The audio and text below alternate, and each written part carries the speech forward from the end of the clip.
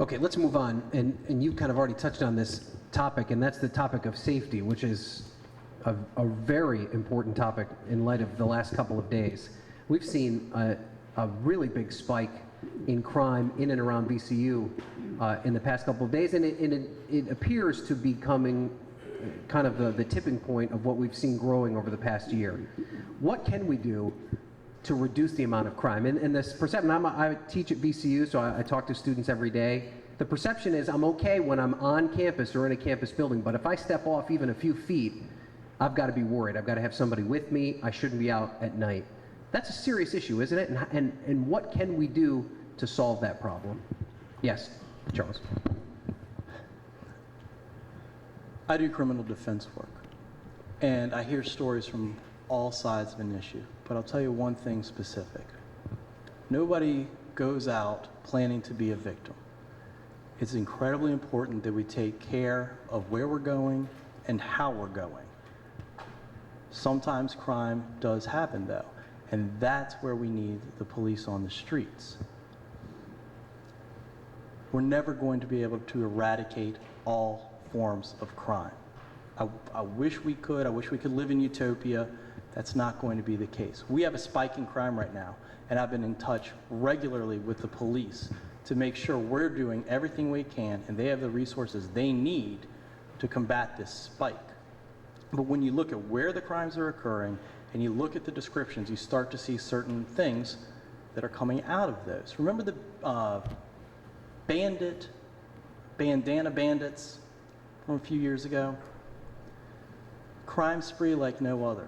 Or, well, not like no other. So, I mean, just do you think it's an isolated problem, or do you think there's a systematic problem that needs to be addressed?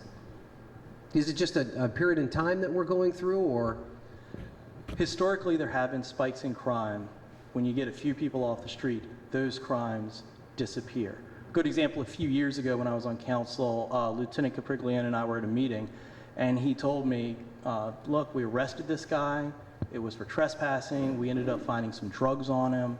We haven't been able to clear any of these robberies, but ever since this guy got picked up, the robberies have stopped. And I don't know if he ever got pinned with any of those robberies or not, but the fact is you get that person off the street and that spike disappears again. So Charlie, do you think there's something specific as a council member you could do to help what appears to be at this point a problem in and around VCU? Sure. We've got a major problem with the relationship between the rank and file police officers and the brass in this town. They get along, but they don't feel respected. Charles, you wrote in your op-ed piece that you had fully funded police. Let me ask you, if you don't mind, then I'll pose the question generally. Does fully funding police mean taking their STEP program away from them, taking their career development program away from them, and taking any hope that they might have of a pay raise until 2016, 2018 away from them? If you don't have good esprit de corps, if you do not have a police force that feels secure in their job, I talk to street cops all the time. Richmond Coalition Police endorsed me. If you don't respect them with a modicum of a pay raise, I've talked to people and said, well, I didn't get a pay raise for the past 5 years either. But give them something to hold on to. They're leaving. 24 of them left last year. I think that if you have a healthy police force that's able to present a presence out into the neighborhoods, you can at least dissuade some of the crime. Now, let me say something. These crimes that have happened in the past 2 weeks have been random, they have been awful, and I don't blame the police for it at all. But what I am saying is, if we had more police presence throughout the communities, including that VCU area and that VCU corridor, we could have maybe dissuaded some of these criminals from doing some of these things. Charles, let me have you respond first to Charlie's point about your role in the crafting of the police budget, but also to the point that if the police were funded a little bit better, that these crimes maybe wouldn't be as big an issue. My uncle was a Chesterfield County police officer for many years until he was injured on the job. To suggest for 1 second that the police are not doing their job because they don't have good morale with the brass. That's not what I said at all. No, let's stop, Charles. That's not what I said. Absolutely offensive. I don't think that's what was suggested, to be fair. But I think, let's respond first to the point about what the accusation that he leveled at you in terms of the funding of the police department. That's relevant to the discussion. The police chief comes to us to explain what he is proposing for his budget. He says, this is the money I need to do my job, and this is delineating out how we plan on spending it. Council approved every single penny of it. We asked him if he needed more. He said no. Go ahead. Charles, the top brass, the chief and the deputy chiefs, all got pay raises, 5% pay raises, and yet the rank and file police officers didn't get a pay raise. That's unfair. But whose fault is that? Is that the chief or the city council's? I mean, If I'm the city council and I'm on the public safety committee, I'm going to say y'all got to go back and rework that. I'm sorry, that doesn't work for me, because that was in the budget, was it not? Did you not see that in the budget? All right, let's move on.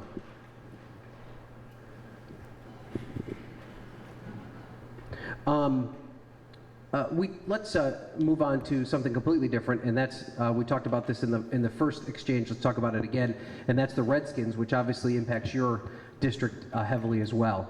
And there's a different in the 5th district debate where there's a space in City Stadium that seems like a logical space. There needs to be something done there. So they are welcoming it with open arms. The space that's being talked about behind the DMV, which from my understanding of the story seems to be the leader in the clubhouse, so to speak, is something that would be a complete difference in terms of what we see there now. It would get rid of quite a bit of green space that there is becoming less and less of in the city. It would require a pretty significant construction project.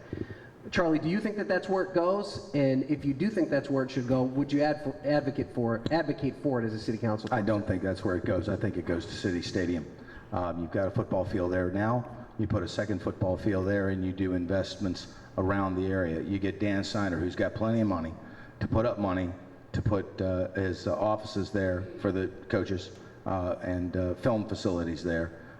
And in turn, that is only 3 weeks, as those of you who were here earlier noted. And Ryan, in fact, we do have high school football players who don't have places to play at Friday Night Lights. If the Redskins are out of here by early August or mid-August, then of course we could have high school football there on Friday evenings. But you don't think the DMV is the location? I don't. I think it's a great green space, and I also think that at one point or another we can tie green space into a development around that area to include the boulevard, and the boulevard has got to be that connector between the Fan and North Side. All right. Charles, is that your take on it? No. In order to do the City Stadium project, you have to tear down half a City Stadium.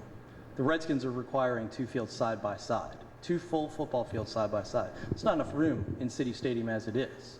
Plus, you have to have what I call the push field, which is where they run into the sleds with the cushions on them, and you can tell I didn't play football but soccer, right? You're going to need a clubhouse, you're going to need a field house, and you're going to need additional office space. It's not the best location.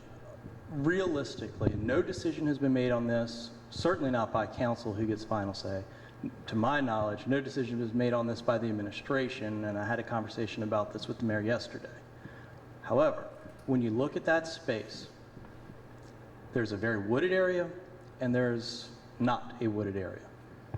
If we can put those fields, and it fits, on the not wooded area with more than a 1-to-1 tree replacement for the few trees that will be taken down, complete a new Vita course in the wooded area, the addition of the field house plus the office space, and perhaps another partner that would have some sort of additional building there with the Science Museum right there, I'm certain there is some draw for either medicine or science in that area, either through VCU, another health advocate here in town.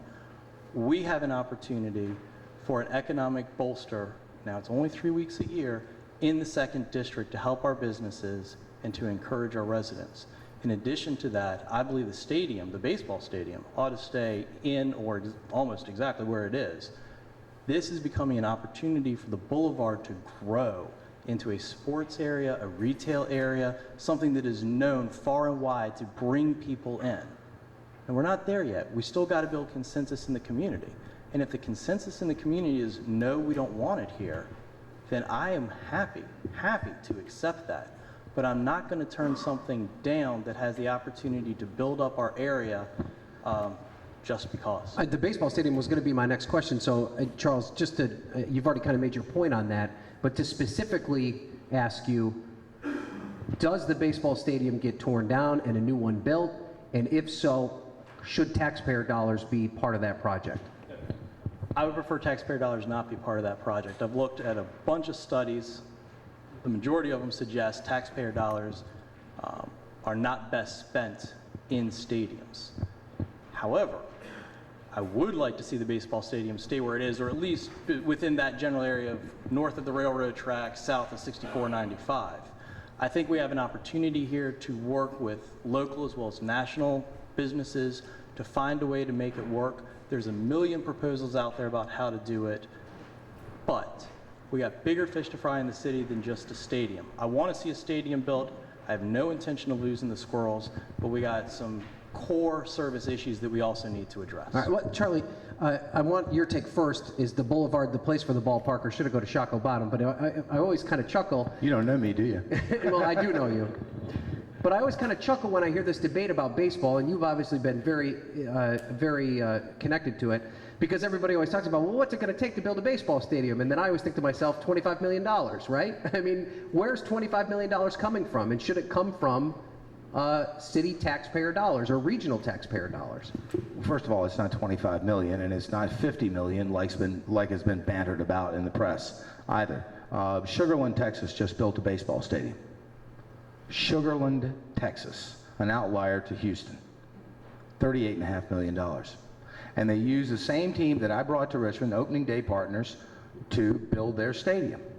These guys are really good at what they do. Let me address your question. Taxpayer dollars. It is not time to build a baseball stadium. At the beginning of the season, the mayor and Mr. DeBella stood on the first baseline and said, Mr. DeBella said, "We are the Richmond Flying Squirrels." And everybody applauded. And then at the end of the season, Jack Berry and Mr. Schuler put out an op-ed piece and said it's going to the bottom. We got to stop talking about it. We have to understand that Henrico's ready to play, Chesterfield's ready to play, Hanover's ready to play, but at the right economic time. In 2009, I told everyone that a $77 million bond issuance for a baseball stadium in Shockoe Bottom would not fly as a non-recourse bond. This government issued a $150,000 study through Davenport to say $77 million bond issuance wouldn't work without taxpayer expenses. How do we do it? I think we do it private-public. The Squirrels have already said they would put up a quarter of the money. I think we find some corporate partners to shoulder some of the burden, and I think a unique opportunity here sits for folks to put up money out of their own pocket and to have ownership of that stadium, not taxpayer dollars, but do what the Green Bay Packers did. Packers, Packers approach. Buying shares of it. Sure. And what's the final price tag, though? So it's not $25 million. It's not. I've talked to Parney about this. I've talked to Lou DeBella about this. I think about $38.5 to $40 million gets the stadium done. That builds an 8,500 seat stadium, and it builds everything infrastructure-wise that we need. Now, we do it where they work on the in my opinion, we do it where they work on the police cars and the fire trucks. Right. Where the auditor said there was $5 million in waste, fraud, and abuse. You get rid of that. You outsource all that work, remediate that site, put the baseball stadium there, and then you tie that all to mixed use. You know, people living, people working, people playing. You're saying the time is not now. When is the time? And how long? When the economy gets better. So what? The Squirrels have basically threatened that they're ready to leave in the near future if things don't go their way. They haven't threatened. I know Lou DeBella. He's patient. I mean, enough. you may know Lou DiBella, but Charlie, No, let's be they- no, honest. they He goes haven't. into the media on a pretty regular basis Right. and says there's all these other cities courting us, and if we don't get our stadium, we're going to leave. That's Joe McGathern, sorry. It's still threatening. I mean, that's the feeling the average person gets. Well, I mean, I understand you might be on the inside of this, but minor league When does baseball the- is not an economic driver. right. Okay? They're not leaving. They're making plenty of money. They leave almost every night with their pockets full of money. They're not leaving. They know a good thing when they see one. I think they have the patience to wait for the economy to get better. 3 or 4 years from now, we'll be able to pull this deal off. Okay. All right. Let's move on. Let's talk about parking, which is something you two often like to talk about. And Charles, did I ask you the? Well, I'm going to start with Charles because the baseball conversation went a little bit more into Charlie's way.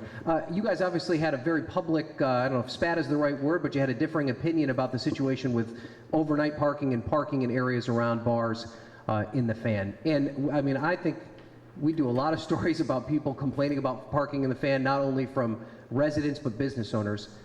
Charles, what's the happy medium that we can come to that would allow Fan residents the opportunity to find reasonable parking spaces close to where they live, but then also allow people like me that live out in the suburbs to come in and enjoy a bite to eat without having to drive around the block 25 times?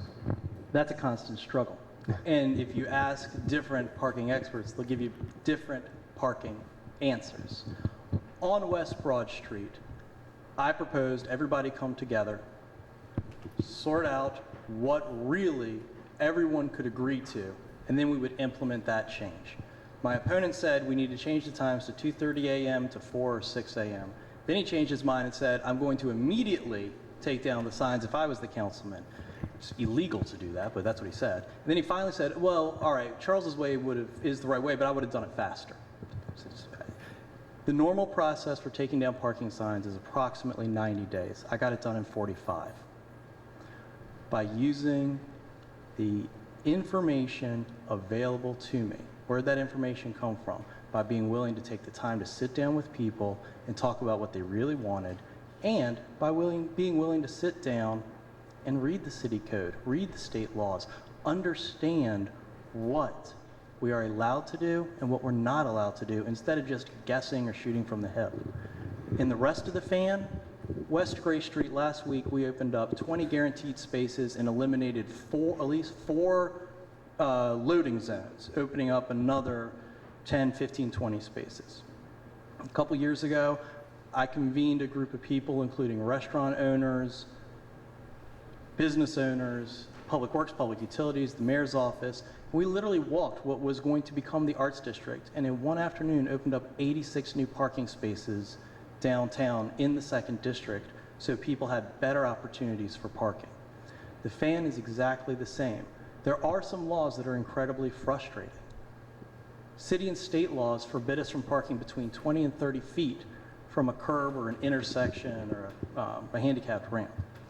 That eliminates, if fully enforced by the police, that would eliminate 16 parking spaces per intersection. And multiply the number of intersections in the Fan, and it's thousands of parking spaces we'd lose. And we got to be safe though, so we have this careful thing where we try not to do it, and we hope the police don't ticket us, but the bottom line is, it is the law. We have to find another solution, and that's why we've been working for years on the Fan parking. Fan parking started, I believe, in the mid-70s.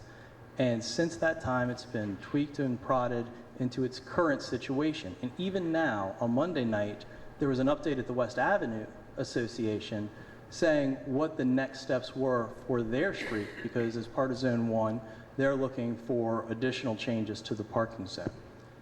The answer is simple. Work with the neighbors, work within the law, and make sure that when you do it right, and you don't have to go back and change what you've said. And Charlie, let me pose this question to you, and kind of in light of what Charles is alluding to about your style. And he made this point a couple of times, that perhaps your temperament as a city councilman might not play that well, that your idea would be to just kind of go in there and tell people what you think and maybe not be willing to sit down and talk to folks. Is this issue of parking one that perhaps diplomacy is a better route, or do you think somebody needs to come in and shake things up? Let me ask you a question.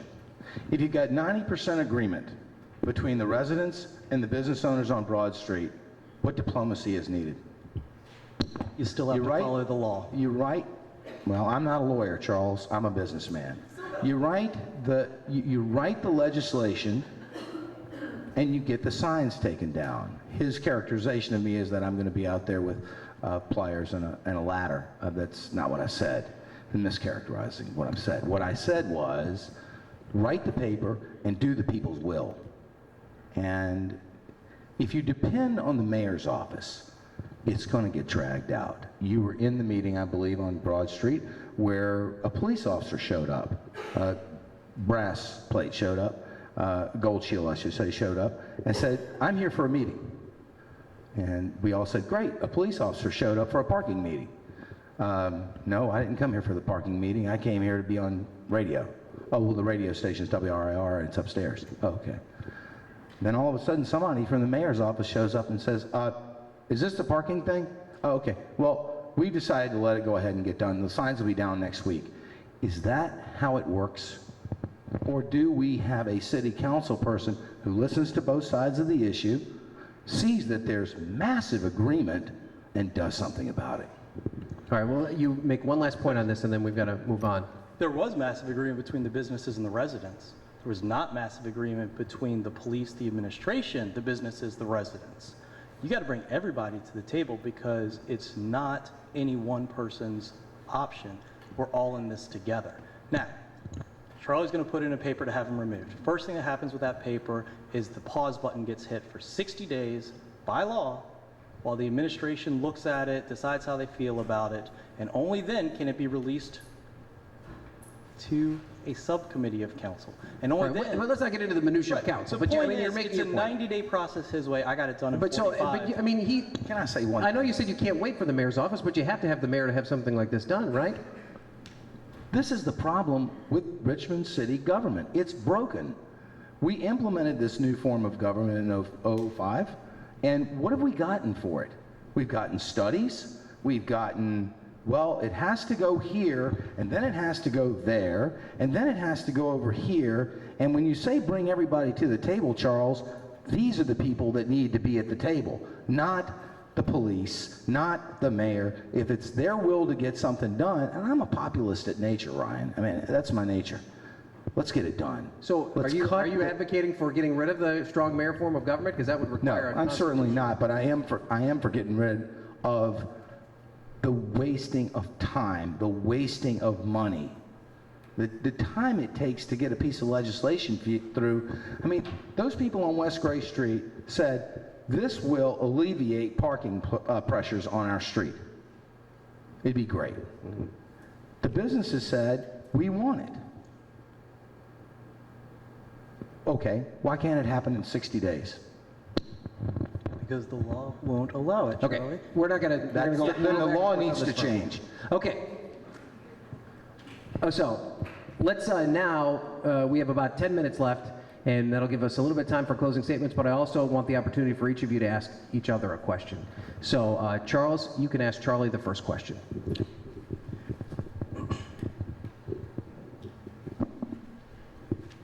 Anytime now. Charlie. My opponent's telling everybody, anybody, the city is broken. The city's in crisis. Charlie, in the past 5 years, we've seen $1 billion in new development. We've seen UCI, the Redskins, the Flying Squirrels stay. 82% of city citizens say the city's on the right track. Outdoor Magazine rated us the best town ever. And last year alone, 1,300 new people moved into the city because they wanted to. That's not broken, is it?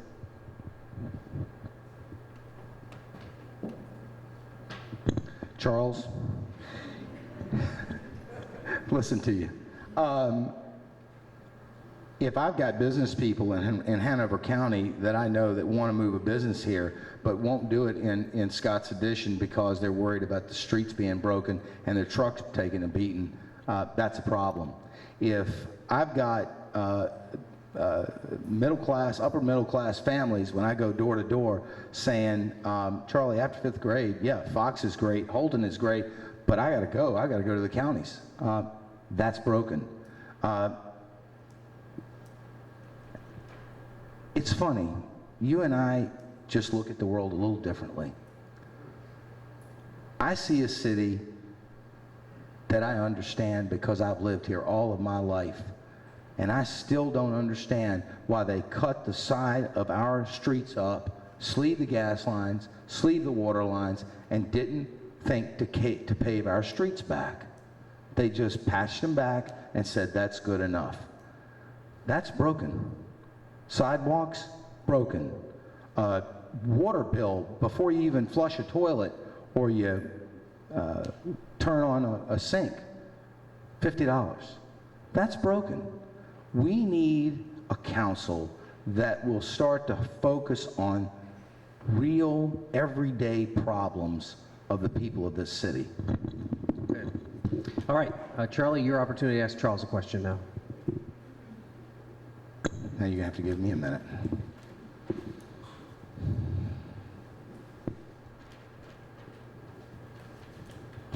Well, it's simple. In 2009, I called you 3 or 4 times. I supported you for election to city council. And I said, I left message upon message upon message and asked you, please, Charles, engage in this baseball debate. Where are you? And at one point I talked to Jan, because Jan and I had been around Bill Panelly a lot, and I said, Jan, where is he? Why won't he jump in? This is a big deal. I wanted to help you. Why didn't you engage in 2009? There's 2 ways to govern. I watched Bill Panelly when I was a paralegal at Missoula McCandlish back then. I watched Tim Kaine be a city council person, a family man, and win one of the largest jury verdicts in Virginia history. I hope to be half the man he was. But Charlie, I also watched you spend 3, 4, 5 hours a day in Bill's office talking. And at some point, you realize that there's other people out there that know things that you can get accomplished without spending your whole day trying to get it done. That's why I didn't engage you, because I didn't want to waste an entire day when I could get the same results through somebody just as smart and with better points of contact in the industry to do the job. I apologize. The point is, you're a constituent, and I did meet with you, but I'm not going to waste an entire day for one guy when it's somebody who has your reputation. Okay, if you feel there's a need to respond to either of that, you each will get a 2-minute closing statement. And Charlie, you have the opportunity to give the final closing statement. Oh, you go second, I'm sorry. Charles. One thing I had to remember, Bill, I'm sorry. 4 years ago, I came to you guys and asked for your support in my run for city council, and I promised to focus on 3 areas: improve our quality of life, revitalize our neighborhoods, and demand accountability from government. I've asked for 4 audits while I've been on council, and we've already started making implementations on each of those audits. For the first time in its history, the fan lighting project is funded for multiple years. It's never happened before now, but it's happened now. There's money not just for Grace and for the North-South one, Mulberry. There's also money in it for Floyd. We're going to keep that project going. You get these results by knowing how to work with people, by building consensus in the community, by building consensus on council, and by building consensus in the administration to move everybody forward together. We've put a conservation easement on the James River Park system. That keeps those parks safe for not just me, not just Henry, but Henry's kids, our grandchildren, their grandchildren. I've got $2 million in a budget to help restore Monroe Park and Abner Clay Park, a park that other people will be happy to transfer to another entity. The point is this: when you're looking to enhance your quality of life, when you're looking to revitalize neighborhoods, that's what I've done. I realized that the tax abatement program for rehabbing our houses in the Fan and in other areas was about to expire. That program was going to go away. I removed the sunset provision on it to make sure that that program will keep on going. We're starting to see Those abatements come offline now where we're starting to see 100% taxes again on those entities. That was the point of that program, to rebuild it, to rebuild our city, to rebuild our neighborhoods. It's working, and we've got it in place to continue to work. But we have to address some issues in the city. We have to address poverty. We have to address education. Education is not just a stump speech for me. At 25 grand a year as a city council person, you do not send your children to private schools. This is Henry's soon-to-be school. Benford is the next place he'll go, and we'll see where he's going after that depending on how he does in school. But 10 seconds. the point is, I'm in this with you. I build by consensus, I lead by consensus, and I need your help on November 6th. Thank you guys very much. Okay.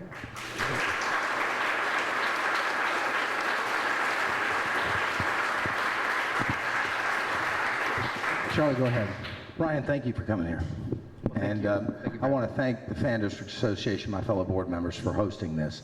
I want to thank you all for coming here as well. I know that it shows that you share a deep, abiding interest in our neighborhood, and I share that with you. I understand this neighborhood. I grew up in this neighborhood with my father, building restaurants and running restaurants, and watched him as I was a little kid. I understand this neighborhood because I worked at Seward Circle Pharmacy. And I learned there that this is a unique community we live in. And it's a unique community that deserves unique representation. You know, as I went door to door, and I announced in February, I'm a glutton for punishment. I announced early.